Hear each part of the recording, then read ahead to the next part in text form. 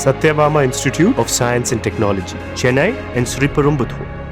மதுரை மாவட்டம் சோழவந்தான் அருகே அரசு கொள்முதல் நிலையத்தில் கொட்டப்பட்டிருந்த நெல் குவியல் மழையில் நனைந்து முளைக்க தொடங்கியுள்ளதாக விவசாயிகள் வேதனை தெரிவித்துள்ளனர்.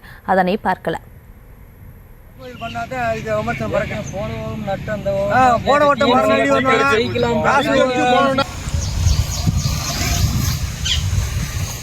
இது குறித்த கூடுதல் விவரங்களோடு இணைகிறார் செய்தியாளர் குமார். வணக்கம். இந்த விவசாயிகளுடைய கோரிக்கை என்னவாக இருக்கு, விவரங்களை வழங்கலாம்.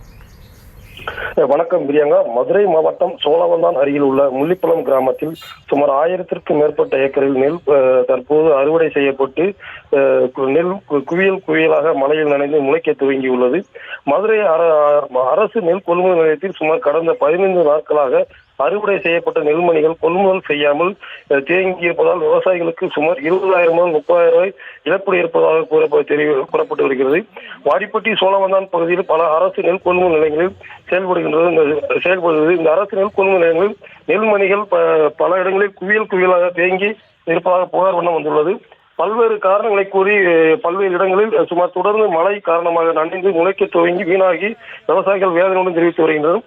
குறிப்பாக மாவட்ட நிர்வாகத்தில் இருந்து நிர்வாகம் அனுமதி வழங்காததால் இந்த நெல்முதல் கொள்முதல் செய்யப்படும் என கூறப்பட்டு வருகிறது.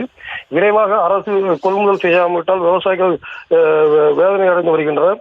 தமிழக அரசு மாவட்ட நிர்வாகம் விரைவில் அரசு கொள்முதல் நிலையத்தில் கொள்முதல் செய்ய வேண்டும் என்று பொதுமக்களும் விவசாயிகளும் கோரிக்கை வைக்கின்றனர். பிரியங்கா,